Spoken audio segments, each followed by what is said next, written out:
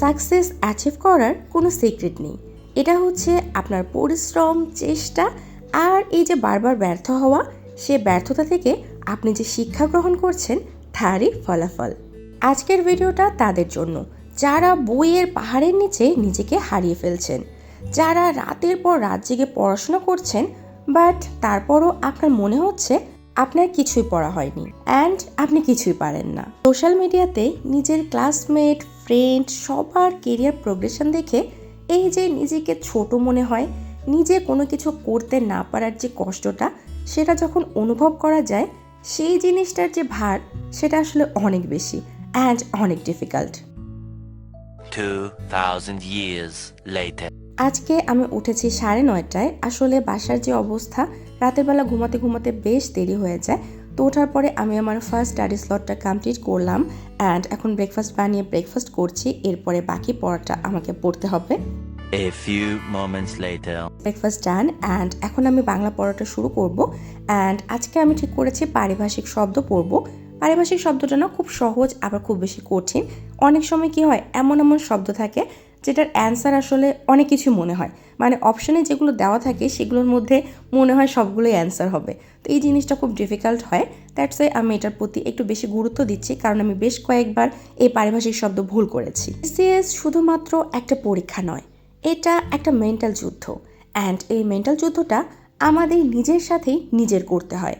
প্রতি বছর প্রচুর প্রচুর স্টুডেন্ট বিসিএসের জন্য প্রিপারেশন নেয় অ্যান্ড প্রচুর স্টুডেন্ট কিন্তু এই বিসিএসের প্রিপারেশন নিতে গিয়ে ডিপ্রেশনেও ভোগে, কারণ তারা শুধুমাত্র 1 বছর প্রিপারেশন নেয় না, বারবার তাদেরকে বছরের পর বছর চেষ্টা করতে হয়। অ্যান্ড অনেস্টলি স্পিকিং এই টাইমটা ভীষণ ভীষণ ডিফিকাল্ট।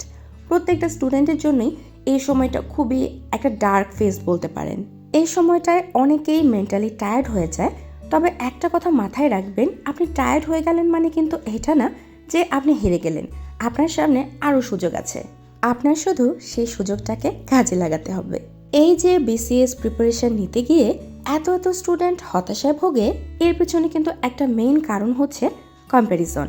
আমরা অন্যের লাইফের সাথে আমাদের নিজেদের লাইফকে কম্পেয়ার করতে চাই অ্যান্ড তখনই আমরা হতাশায় ভুগি। কেউ হয়তো বা প্রথমবারই বিসিএস ক্যাডার হয়ে গেছে বা অন্য কোনো ভালো জব পেয়েছে অ্যান্ড সেটা দেখে আমরা হতাশ হয়ে যাই। এইটা কিন্তু করা যাবে না।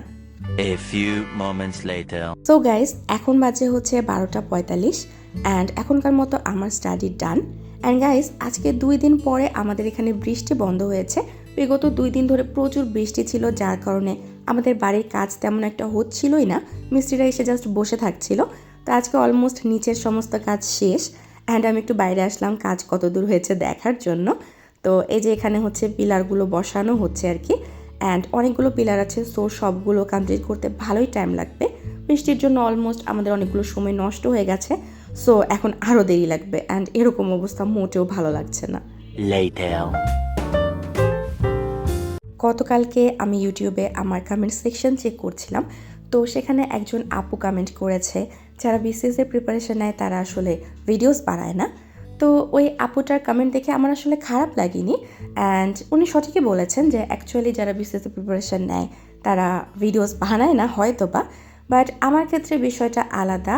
আমি অ্যাকচুয়ালি আমার ভিডিওসে বারবারই বলি যে আমি দিনরাত 24 ঘন্টা পড়ি না, আমি একটা লিমিটেড টাইম পড়ি যতক্ষণ পর্যন্ত আমার ব্রেন সে পড়াটা ক্যাচ করতে পারে। অ্যান্ড বর্তমানে আমি যেহেতু আমার হোম টাউনে আছি, আমার কিন্তু কোনো সোশ্যাল লাইফ নেই, আমি জাস্ট খাই দাই আর পড়াশোনা করি। তো জাস্ট ভিডিও মেকিং আমার জন্য বলতে পারেন একটা মাইন্ড ডাইভার্টিং অ্যাক্টিভিটিস, বলতে পারেন জাস্ট রিফ্রেশমেন্টের জন্যই এটা করা। 2000 years later. সো পুরো দিনে আমার আর পড়া হয়নি। এখন বাজে হচ্ছে 8টা অ্যান্ড এখন আমি পড়তে বসলাম।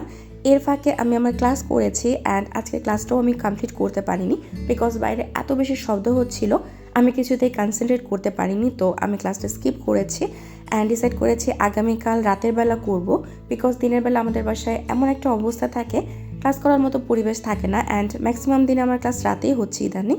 But I don't know Y আজকে এই ভর দুপুরে আমার ক্লাসটা কেন দিয়েছিল। তো যাই হোক, সেটা স্কিপ হয়ে গেছে অ্যান্ড এখন আমি প্রাইমারির প্রধান শিক্ষকের জন্য যে গাইডটা নিয়েছিলাম সেটা থেকে একটু পড়ছি। And guys, I don't know এই পরীক্ষাটা আদৌ হবে কি হবে না। গত বছরে এটার সার্কুলার হয়েছিল অ্যান্ড এটার পরে প্রাইমারি সহকারী শিক্ষকের এক্সামও হয়ে গেছে, রেজাল্টও হয়ে গেছে, বাট এই পরীক্ষাটা হওয়ার আমি বুঝতেই পারছি না কোনো কিছু যে অ্যাকচুয়ালি পরীক্ষাটা কবে হবে। সো আসলে না, পরীক্ষার ডেট যখন এরকম পিছাতে থাকে তখন কিন্তু প্রিপারেশান নিতেও অত বেশি মোটিভেশন পাওয়া যায় না। পরীক্ষার ডেট যদি সামনে দেওয়া থাকে তাহলে মানে পড়ার প্রতি আগ্রহটা বেড়ে যায়, যেটা আমার ক্ষেত্রে হয় আর কি। তো এই জন্য আমি বুঝতেছি না যে এটার প্রিপারেশনটা অ্যাকচুয়ালি আমার কী হচ্ছে। আই নো অনেকেই বলবেন যে বিসিএস আর প্রাইমারি প্রধান শিক্ষকের সিলেবাস তো সেমই, তো আসলে সমস্যা কেন হচ্ছে। অ্যাকচুয়ালি না, আমার ক্ষেত্রে হয় কি, একটা পরীক্ষার জন্য স্পেসিফিক্যালি প্রিপারেশন নেওয়াটা আমার জন্য বেশি কাজে দেয়। যদি মানে কোনো সামনে টার্গেট না থাকে তাহলে আমার পড়াশোনার প্রতি অত বেশি আগ্রহটা থাকে না। সো দ্যাটস ওয়াই প্রবলেমটা হয়। And I don't think so যে পরীক্ষাটা এত সহজেও হবে, যতদূর আমি শুনেছি আমাদের কোচিং থেকে। সো সেই কারণে আমি আর কি এটার জন্য প্রিপারেশন নেওয়ার মোটিভেশনটা পাচ্ছি না। তো যাই হোক, এখন হচ্ছে আমি বাংলা সাহিত্য পড়ছি অ্যান্ড এটাও আমি গাইড থেকেই পড়ছি। তো এই গাইডে অত বেশি দেওয়া নেই, এখানে অ্যাকচুয়ালি ইম্পর্টেন্ট টপিকগুলোই শুধুমাত্র দেওয়া আছে, খুব ডিটেলসে দেওয়া নেই। তো আমি ভাবলাম প্রথমে ইম্পর্টেন্ট জিনিসগুলোই পড়ি। আসলে একটা পড়া না বারবার পড়লে সেই জিনিসটা মাথায় ভালো মতো থাকে। তো দ্যাটস ওয়াই আমি এখান থেকেই পড়ছি। অ্যান্ড এমন না যে আমি শুধু এখান থেকেই পড়ছি, এরপরে আমি ডিটেলস বই থেকেও পড়বো। এখনকার জন্য জাস্ট আমি এটা শর্টকাটই পড়ছি। অ্যান্ড গাইজ, একটা কথা মনে রাখবেন, আপনার একদিনে সমস্ত কিছু পড়তে হবে না। আপনি আজকে যতটুকু জানেন, আগামীকাল যদি তার থেকে একটু হলেও বেশি জানতে পারেন তাহলে বুঝবেন যে আপনি সঠিক কাজই করছেন। সো আজকের ব্লগটা আমি এখানেই শেষ করছি। সবাই ভালো থাকবেন, সুস্থ থাকবেন অ্যান্ড বেশি বেশি করে পড়াশোনা করবেন। অ্যান্ড মোস্ট ইম্পর্টেন্ট থিং, হতাশ হবেন না। সো আল্লাহ হাফেজ, দেখা হবে নেক্সট ভিডিওতে।